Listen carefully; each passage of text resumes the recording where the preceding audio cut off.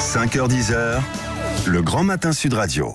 Et ce matin, c'est Elisabeth Lévy qui est là. Bonjour Elisabeth. Bonjour Cécile, bonjour à tous. Alors, vous voulez nous parler d'Éric Zemmour, évidemment. Oui, eh bien oui, je veux surtout parler, pardon Patrick, de la curée à laquelle nous assistons. C'est vraiment tous contre un.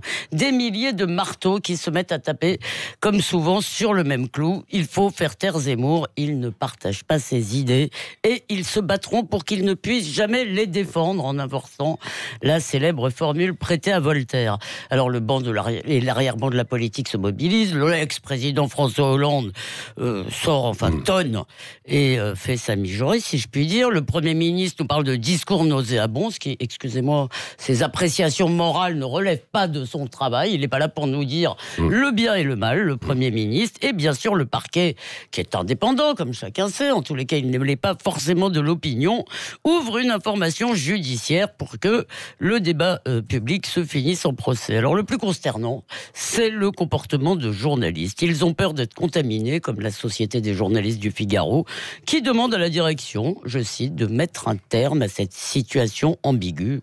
Leur confrère, qui est en même temps polémiste, politique, on le dit comme on veut. Un syndicat de journalistes qui demande la mise au pas d'un confrère, pardon, mais il fallait l'inventer. Sauf que c'est vrai, on ne sait plus si Zemmour est journaliste ou pas, là, dans ses prises de parole. Oui, mais enfin, dans une tribune. Excusez-moi, la liberté.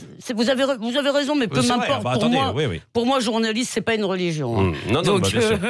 Donc, peu m'importe l'étiquette qu'on lui colle, la liberté d'expression. L'édito du Monde aussi. Non, mais la liberté d'expression, ça devrait être sacré.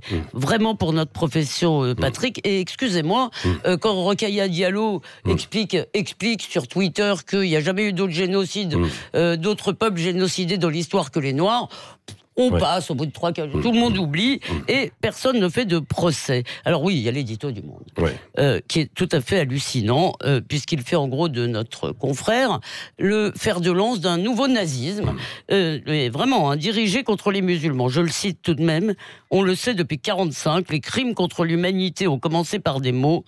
Un peu plus loin, on lit « Ces mots constituent le fond de commerce du polémiste Éric Zemmour ». Alors, évidemment, cet usage manipulatoire de l'histoire ne nous aide pas à comprendre. Les musulmans d'aujourd'hui qui ont la protection de l'État, et c'est très bien, et aussi d'une très très grande partie de la société, ne sont évidemment pas les Juifs d'hier, et Éric Zemmour ne croit absolument pas à l'existence d'une race inférieure. Il défend l'identité française et il pense, à tort ou à raison, que chacun en juge, qu'elle est menacée par une autre identité. Oui, bon, mais tout de même, ces propos peuvent choquer, notamment quand il évoque les armes, etc. Donc là... La liberté d'expression, c'est qu'on peut être choqué. Voilà. François Hollande nous dit, il faudrait, il nous le dit, il le dit sur France Inter, il faudrait en quelque sorte inviter des modérés de droite et des modérés de gauche. C'est exactement ça qui, dans le débat politique, a fini par éloigner les gens et qui fait fermenter des crises comme celle des Gilets jaunes. C'est quand on n'entend que des gens qui sont tous pareils entre eux. Et le résultat de tout ça, c'est que j'ose à peine, moi-même, vous avez dit que je condamnais Zemmour, mais moi, j'ose à peine le critiquer en public parce que tout ce que je vais dire contre lui, tout ce que je vais dire pour discuter avec lui, sera retenu contre lui par ceux qui veulent sa mort sociale. Alors moi, je crois que si on était encore le pays des Lumières, eh bien, on lui répondrait, on argumenterait et on lui dirait en quoi il se trompe, sauf qu'on ne lui dit pas c'est faux, on lui dit c'est mal. À vous entendre, il aurait raison alors, contre tout le monde. Non, d'abord, je pense que l'unanimisme est suspect, je pense qu'on peut contester vraiment le choix de ces mots, on peut trouver qu'il pêche par catastrophisme, on peut même contester sa vision de l'identité française, mais pardon, il n'a pas fantasmé la sécession culturelle qui est à l'œuvre dans certains territoires, et je dirais que le point commun à ses adversaires, c'est le déni. On n'en parle pas, tout va bien, le monde... Si vous voulez, fini son édito sur quelques phrases très lyriques. Il nous parle de la France, un pays riche, de la diversité de ses cultures, à l'avant-garde de la défense, de l'universalité des droits humains. Ça aide pas forcément les gens à vivre ce genre de choses, mais la palme d'or de la tartufferie, c'est François Hollande.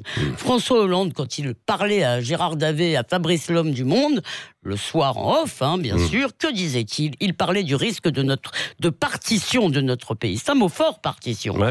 D'accord ? Et Eh ben, il n'a rien fait contre cette partition et maintenant il joue les vierges effarouchées. Alors moi, je dis que quoi qu'on pense des idées de Zemmour, eh bien, il apporte plus au débat public que la coalition des robinets d'eau tiède.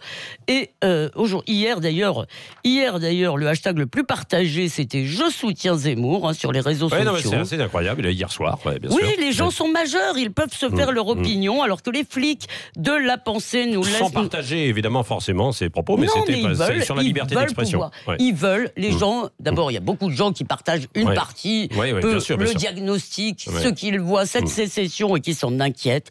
Et moi, je dis que tous ces flics devraient nous laisser nous engueuler avec Zemmour et avec d'autres, entre gens de bonne compagnie. Merci, le regard libre d'Elisabeth Lévy. Dans un instant... Tariq. Tariq.